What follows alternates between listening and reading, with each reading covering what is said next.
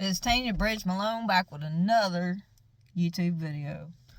So, y'all, today, something I want to discuss. I'm about like I was yesterday, pondering over what I'm gonna speak about. But as you can see, my shirt says, "I am who God says I am," and it's got something written on the back. But anyway, what I'm saying is, I'm always sporting the Lord.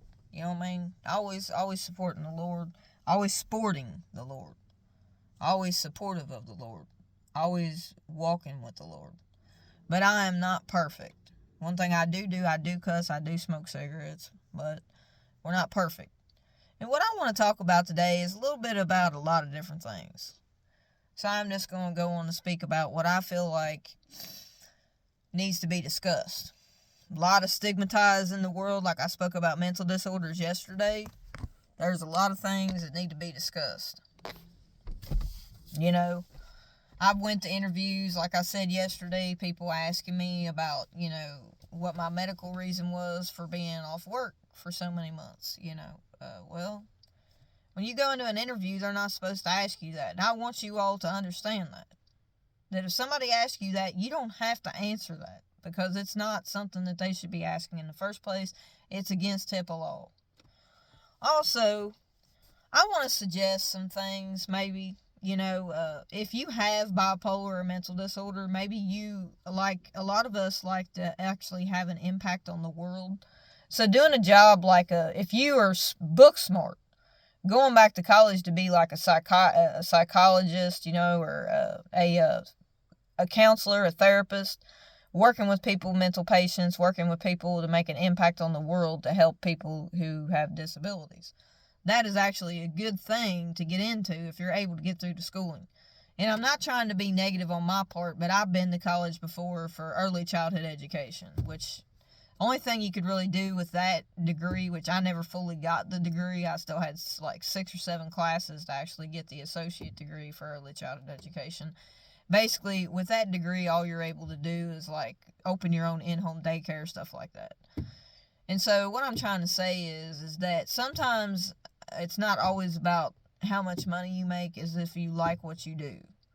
There are so many people in the world that go to a 9-to-5 job, or go to not everybody's working 9 to 5. That's the best type of hours for us people with bipolar and other mental disorders to work, especially people with bipolar, because our sleeping, when you work third shift, some people with bipolar may be able to work third shift. Now, I worked third shift for like 5 or 6 years while I was bipolar.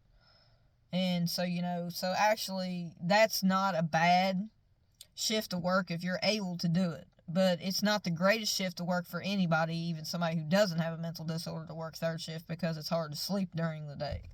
Our bodies are made to sleep over the night. So and with bipolar, you have, I'm trying to educate about bipolar, so I'm speaking on what I know of because I deal with it. So I know what it's like to have bipolar. I know the triggers. I know the episodes. I know how they go because I've dealt with them. But my number one thing I want to speak on is the biggest thing you need to educate yourself about if you are bipolar, or anybody who wants to be educated about it, is that the sleep and wake cycle. You know what I mean? How you sleep. Are you getting adequate amount of sleep? Because that's what can trigger episodes. When you're up for days and days and days, that can trigger an episode, especially mania. So when you're staying up for days and not getting adequate amount of sleep, and you need to exercise, eat right, eat protein, don't drink caffeine. That's one thing they tell me. Don't drink caffeine, don't drink alcohol, don't take no drugs. With these medications that they have you on, you're not supposed to consume caffeine. And you're not supposed to drink alcohol. These are things that I know some people do, knowing that they're on medication, and that can hinder things. You shouldn't do that. So I don't do any of that.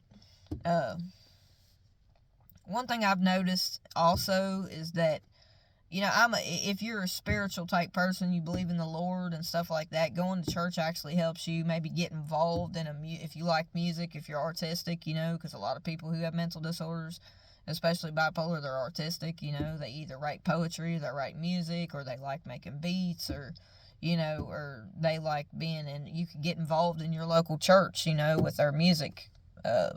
If they have like a band or anything like that. Writing your notes, writing down things as they come to mind. You know what I mean? In a journal, keeping a journal. That's a good thing to do. Get your thoughts out there. Write them down so they're just not rotating in your mind. Write them down. There's a lot of things like that you can do. Get involved if you don't have a job or something and you're drawing disability with it. You could volunteer at your local pet store. Or not your pet store, but your what do they call that? Y'all know what I mean, like veterinary. It's sort of like like the I'm trying to think. I can't even think of the name of it. It's awful, ain't it? Like your local animal shelter. You could my counselor's told me that. Because I don't have a job right now. So she said if you don't have a job, you could volunteer at your local pet shelter. You know what I mean? And animal and rescue, whatever. You can help do stuff like that. There's things that you can do to get yourself out of the house. But my problem is I don't have a lot of money right now because I don't currently have a job. I got some tax money back, $600 and some, but I'm down to like maybe $50 or $60 left in my checking account, and I've been actively looking for a job. And it's been really rough for me trying to get a job because I've had a couple of interviews. And a lot of jobs that I've applied for, some of them have been out of town, you know what I mean? So they're like over an hour and something away. And I didn't have a vehicle for very long after I moved in with my parents. Like I told you all yesterday, I went through depression for 7 months and mania for 5 or 6 months. So for like a whole year, I was having episodes, either depression or mania. And it went from one extreme to the next, you know what I mean? I went from all the way down depression to all the way full-blown manic psychosis. And I spent about 4 days in a mental hospital, and it was one of the worst hospitals you could be in, and my parents had me committed to put it there because, some of the stuff I was doing, But, at the time I was manic. I wasn't depression. They thought I was depressed, but I was manic.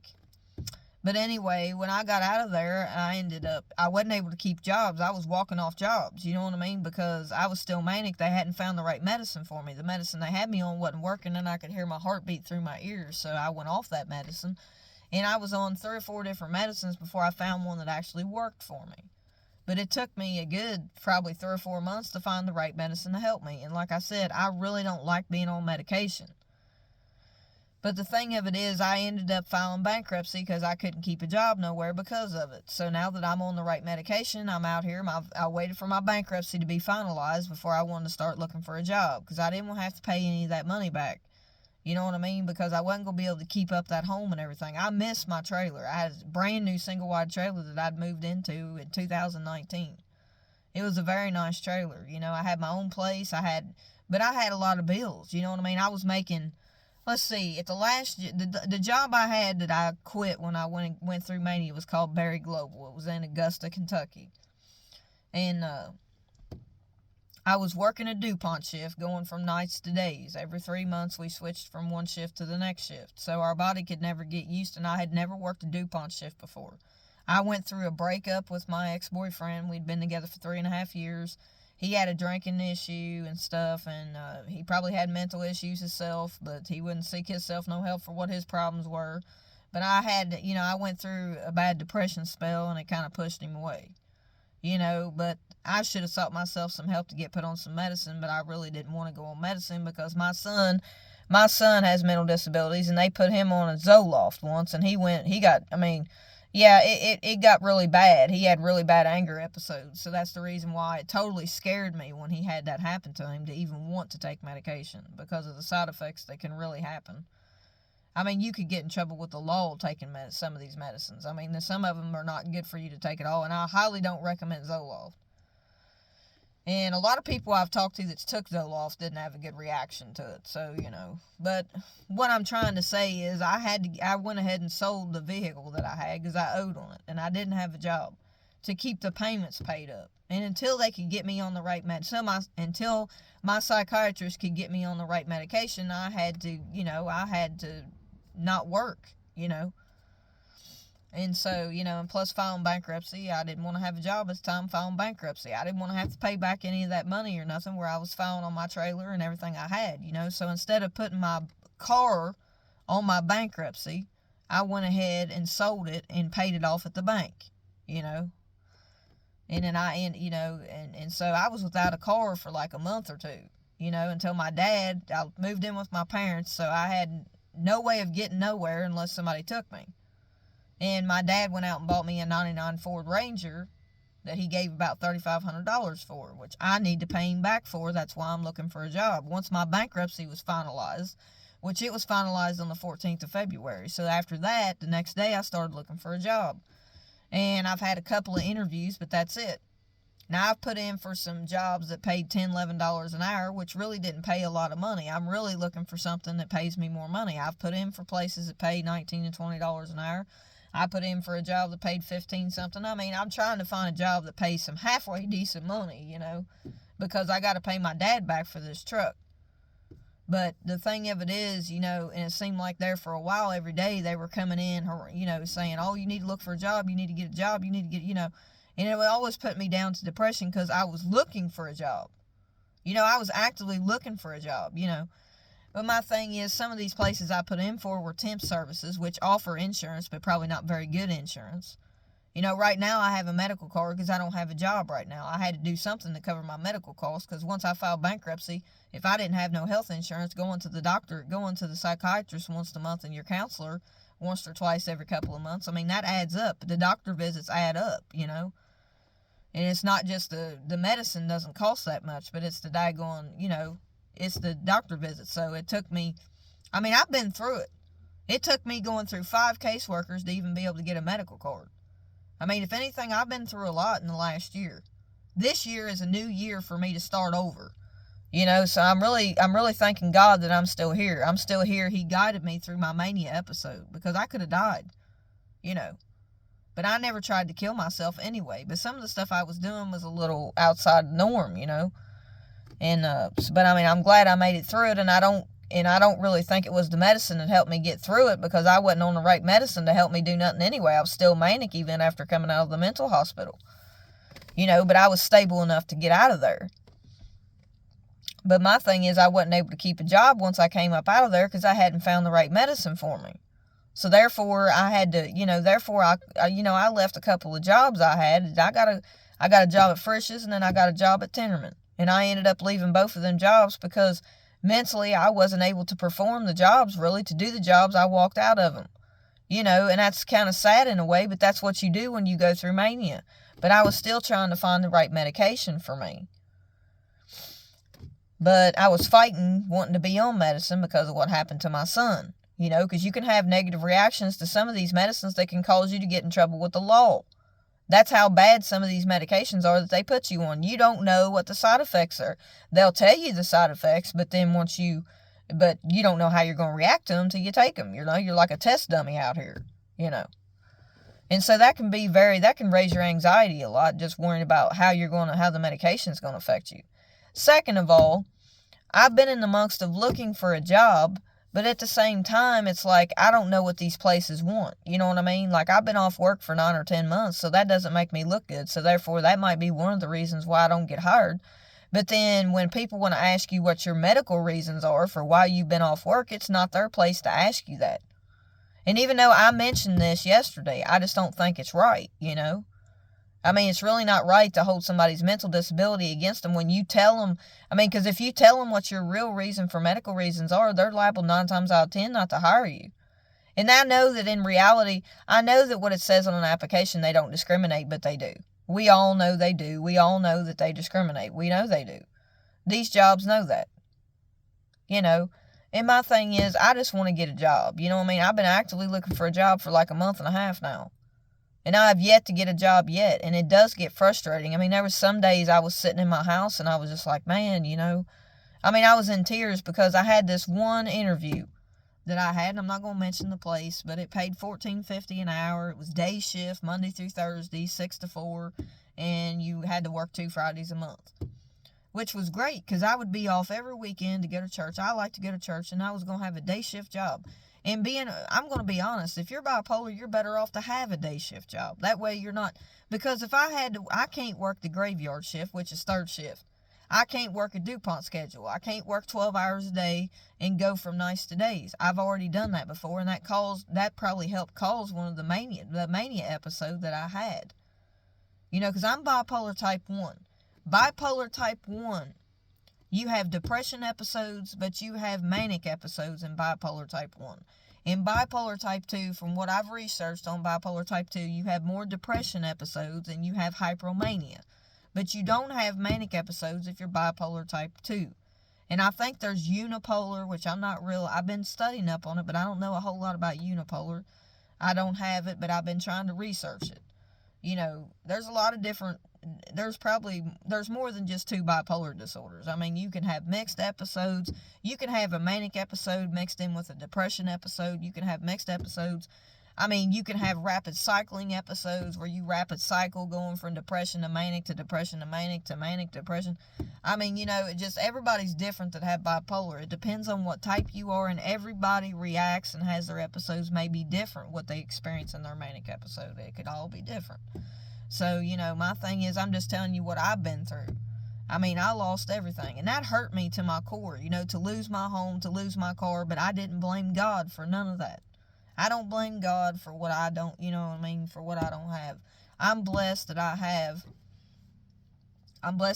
family, and I'm really, you know, in ways it kind of hurts me looking for a job. Like, I was getting down on myself because I haven't got a job yet. But my thing is, I'm kind of picky about where I want to work at, because I want the place that I work at to accept me for who I am. So basically, if you're bipolar and you go to a job where it's really stressful, because let's see, I'm looking at working in factories, and I've always worked in factories. That's about all the kind of jobs I've had most of my life is factory work, and they're very stressful, and they're shift based. And when you're bipolar, sometimes shift based, you know, so if you have to work very many hours, that can really stress you. In certain jobs where the people you work with make the job, you know, in a lot of factories I've worked at, there's a lot of really toxic people that you work around. And a lot of narcissistic people too. You know, and when you're bipolar, sometimes catching on to a job is not so easy. You know what I mean? You stress, if you got anxiety like I do, you stress over trying to learn the job. And then you got other people who want to be negative towards you because you don't catch on as quick as they think you should. You know, so all this stuff and anything that stresses somebody can cause, if you have bipolar, can cause an episode, possibly. If you stress too much over it, you know what I mean? I really have to watch, when you're bipolar, you really have to watch how much stuff that you deal with. And I know we can't avoid stress all the time because we live in a fallen world. This world is not, this world is not great, you know what I mean? But at the same time, we have to learn to not get in toxic relationships. Like, that was something I have to work on. My counselor's been helping me with that. You know, I've been going to a psychiatrist and a counselor. And my counselor really helps me more than anything. She tells me I need to get out and volunteer in places and be involved in the musical stuff at my church. And I think that's a good thing. Honestly, I do. I think it's good to get involved with music. I love music. You know, but my thing is, like, there's just been, between the depression episode and the mania episode that I had and that was over a year dealing with those two things, you know, a year at the most or more. And, you know, it messed me up, man, you know what I mean? Like, but I'm starting over, I'm living for the present time, but, you know, depression and manic episodes, you don't forget, you know? I mean, it's wild. But I mean, I just really wish that I could make some friends, you know what I mean? I don't have a whole lot of friends, you know what I mean? Because a lot of people don't want to be around people with bipolar. They're so judgmental. I don't, you know, what's really been bothering me more than anything is that it seems like I'm a type of person, when I've known somebody for years, I always check up on people. You know, I'm very empathetic. I'm always checking up on people to see how they're doing. But nobody ever checks up on me to see how I'm doing, you know what I mean? And it's because I was always that person who done everything for other people. I was always serving other people, but they didn't really serve me. You know what I mean? And maybe that's something what God's trying to tell me. You know, you're supposed to serve God, not serving all these other people. I would help people so much. Like, I would do so much for my son and my family and the boyfriend I had, and I dealt with, and it's like everywhere I went, it seemed like I was walking on pins and needles. It seemed like I was dealing with all that. But that's in the past. I don't have to deal with all that now. But my thing is that all brings on stress. You know what I mean? Because that 3.5-year relationship that I had, is what really stressed me the most, because I couldn't trust him. You know what I mean? And you shouldn't have to worry about who you're with and if you can trust them. But we also have to learn how to pick better people. You know what I mean? And let's talk about the dating scene. You know, for one, we can talk and discuss all kinds of things. I'll discuss a lot of things in a conversation. You know, it's like you want to talk about dating. I haven't dated anybody. I haven't been with nobody as far as in a relationship since April of last year, April of 2023. And this is almost April. Almost, we're not in April, but we're almost in April. We're at the end of March of 2024. And I haven't been in a relationship with anybody since April of 2023. I've been single for almost a year. And, you know, I had a friend who wanted a relationship with me, and I'm not going to get into that. It's nobody's business. But, I mean, I don't want to be with somebody that don't believe in the Lord. I'm a person that wants to be with a man, a godly man, who is a Christian, a devout Christian dedicating his life to Christ. That is what I want. I don't want a man who don't believe in God, or who is not saved, who is not a Christian. That's not for me. I have boundaries, and I have standards now. I'm not just going to put up with anything. You know what I mean? And I know I have bipolar. I come with my own flaws. I don't expect to find anybody perfect, but I want a man who's honest, who's got integrity, who's got values, and who treats his parents good, and who actually loves me for me. You know what I mean? Who loves me for who I am, but not saying that there ain't some things I may need to change, but you can't change nobody. That's one thing I had to learn through all my dating experience. You know, I'm 41 years old. You know, so if I'm looking for somebody who's going to treat me right. You know what I mean? I want a man who's a godly man, because if he's a godly man, there's 9 times out of 10 he's going to be a good person. But that ain't always the case either. I know there's exceptions to the rule, but I want a man who believes in the Lord. You know what I mean? Who is not sitting back here drinking every day. You know what I mean? And I know, I don't hate my ex-boyfriend. I don't hate him. But one thing I'll have to say is I knew how he was before I got with him. I should never got with him. That's when we're desperate. That's when really a lot of people from the outside looking in would say you're desperate to put up with that type of shit. And really, I mean, it wasn't so much that I was desperate. It was just that I thought if I could love him enough, if I could do enough for him, he would change. You know, he would see that I loved him and he would love me the same way. But it didn't happen that way. I gave so much of myself. I freely gave so much of myself that I put myself last. I was doing so much for everybody. I mean, you know, I was cleaning 2 houses. I was cooking. I was running for my son. I was doing everything for everybody else. And then when I got down and depressed, nobody was really there for me. And I'll have to say, my ex he did take me to work and stuff like that when I was depressed. But I mean, he was nice, but he my thing is, when you go through depression, you don't want sex. And that's all he wanted to go on about. I didn't want sex. And if I did, it was only doing it for him. And now that I'm walking the holy lane, I don't want to have sex no more before marriage. I don't want to have sex before marriage, because it's not what God wants. You know what I mean? And let's be honest, though, but a lot of people do it. But let's be honest, it's not a good thing to do. First of all, there's too many diseases out there to be catching to be out here sleeping around with people. You know, people don't think about that. And, you know, even I'll have to say there's times I didn't. You know, I ain't perfect. I'm transparent. But what I'm looking for in a mate, to be honest, is someone who is transparent, someone who is honest, someone who is loyal, someone who is trustworthy, and someone who has morals, values, and integrity. And someone who is a Christian, you know, who believes in Jesus Christ, our Lord. You know, who believes in Jesus Christ. If you do not believe in the Lord above, then I don't want nothing to do with you as far as being in a relationship. It's not going to work out. I want what God wants for my life. And God don't want us being unequally yoked. It says that in the Bible. And I want a Christian man who goes to church, who don't have to go to church every Sunday or every day the doors are open, but who believes in the Lord. And one who also believes in the Holy Spirit, who believes in the speaking in tongues, who believes in the Holy spiritual gifts. I'm not going to date somebody who's Catholic. It ain't happening. Methodist, no. And I'm not discriminating, but I believe the way I believe. I want somebody who believes the same way I believe as far as speaking in tongues and stuff like that. I believe in the Holy spiritual gifts.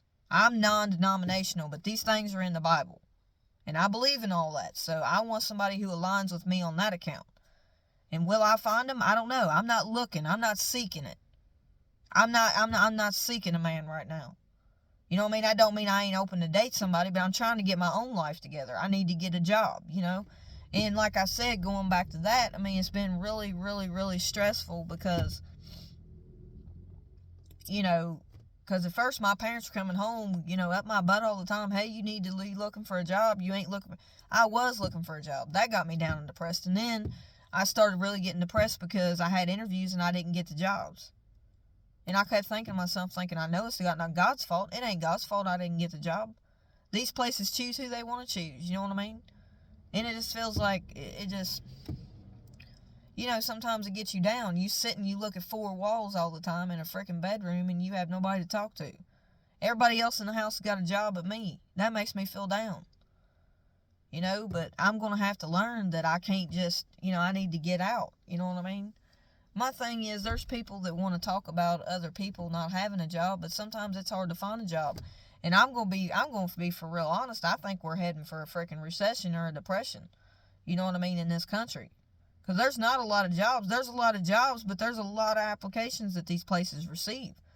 And it may be that if you put in, like, if you're not putting in for these positions as early as they open them up, then it's liable. I mean, you know, I put in, I submit my resume through Indeed. And, you know, there was one job, like a wheel place up in Kentucky somewhere, and it was like, it paid $22 and something an hour. And I was like, dang, man, that'd be an awesome job to have.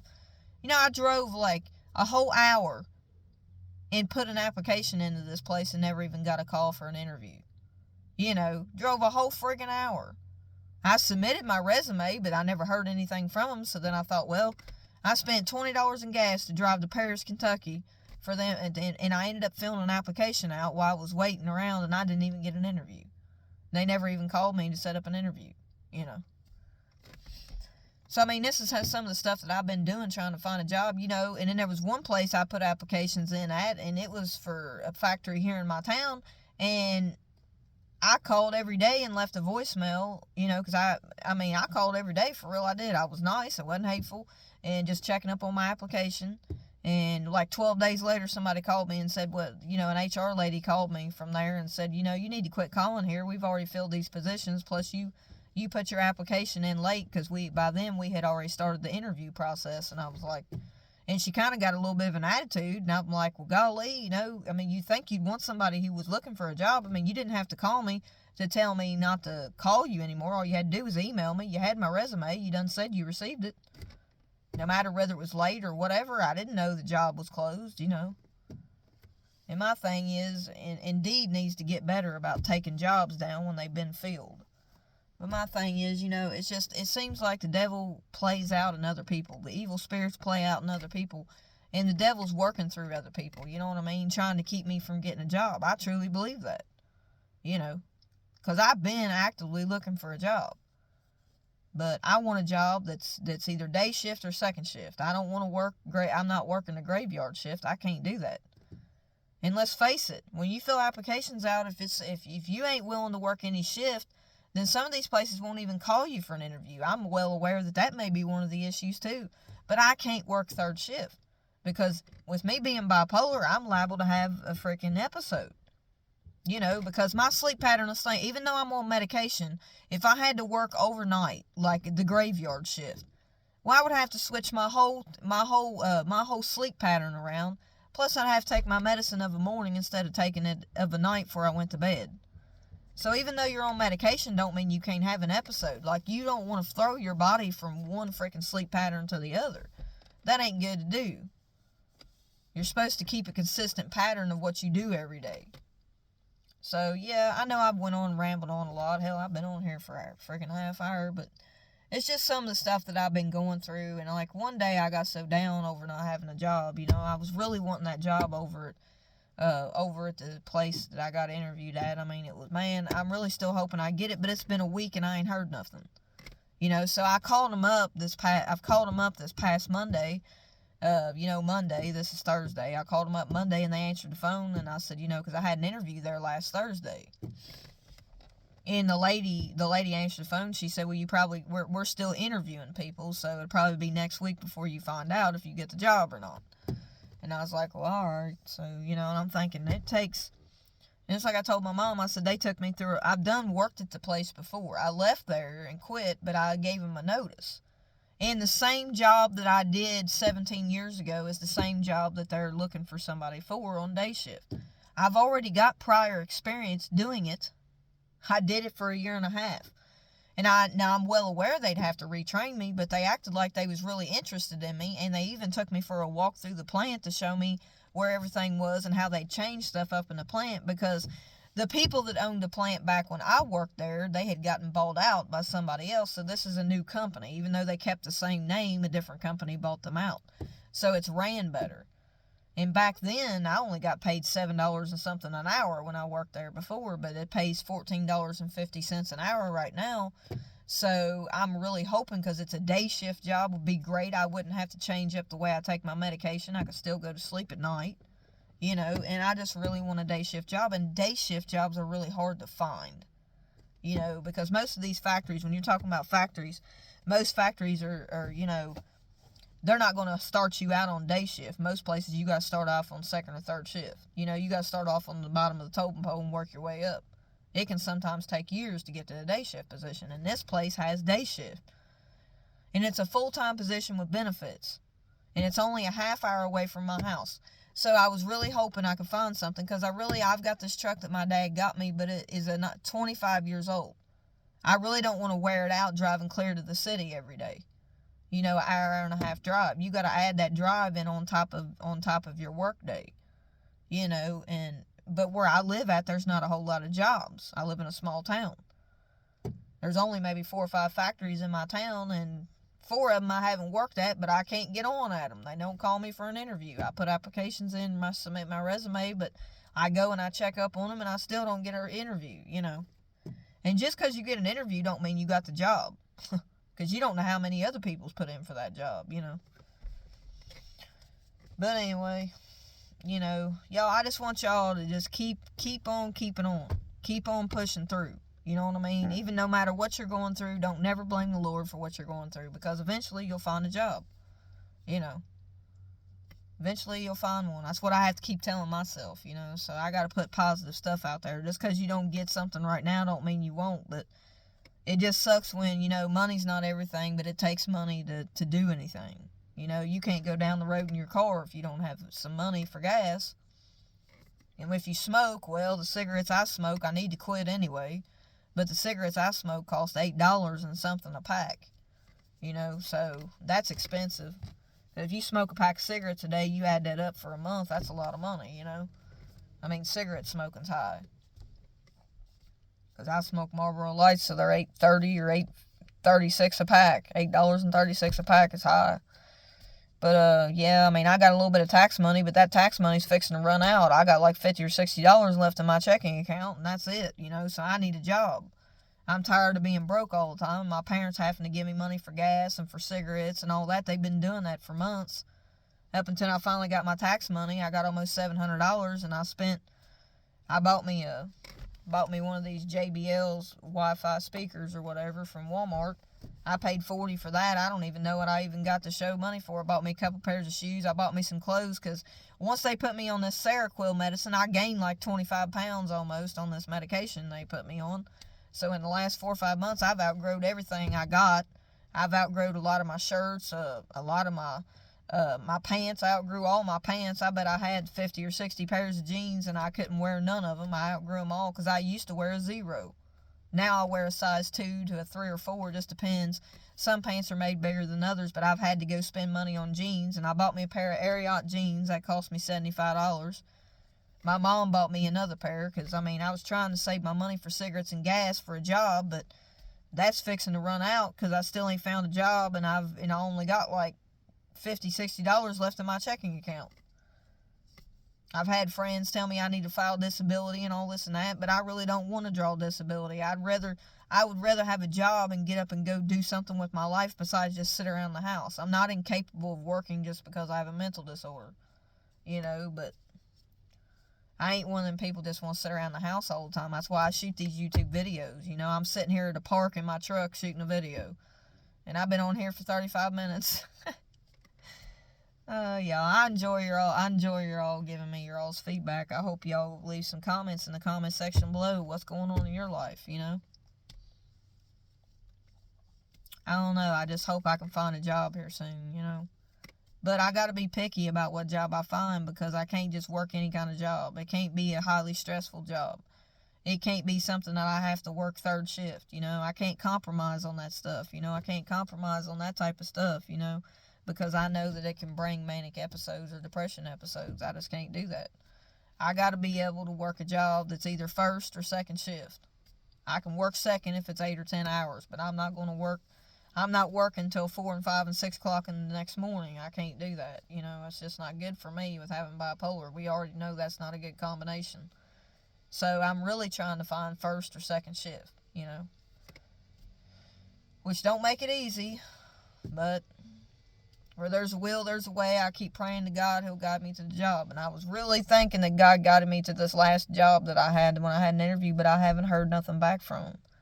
And I don't know why it's taken them 2 weeks to decide who they're going to hire. I mean, it just don't make a lot of sense to me. So I don't know if I'll get the job or not. But I got to hold the faith, you know what I mean? I'm really hoping I get it. I really hope I get it because it's not that far from my house and it's day shift and I would have weekends off. And I'm really hoping I get the job.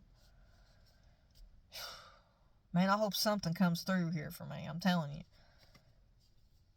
I mean, but anyway, y'all, just try not to let stuff like that. If you're going through a similar situation, try not to let it get you down, you know what I mean? Try to look up to God and pray to Him and walk by faith and not by sight, you know? So, y'all, really, with the rest of my day, I really don't have much of else to do. I gotta go home and feed the dogs and let them out. And I mean, other than that, that's about all I do every day, you know what I mean? Do laundry, clean house, you know what I mean? Like, I'm really ready to get a job. It really gets, sometimes it can get you down if you don't get out of the house. Like, I can't just sit in that house 24/7, you know. That's the reason why I don't want to file disability, because I want to be able to get up and physically go to a work job and do something, exercise, you know, move around. But anyway, y'all, if there's anybody out there that suffers from a mental disorder or who has any similar issues or anything, y'all, just leave a comment down in the comment section below. And I want to take this time to ask if there's anybody out there who's not been saved. And if you haven't been saved, I want to take this time to ask if you would ask Christ in your heart. And the way you do that is you truly are sorry of your sins and you ask Christ to forgive you of your sins. And you believe that Jesus Christ died on the cross and that He arose from the dead 3 days later. And if you believe that in your heart, then you're saved. So until next time, peace, love, be blessed.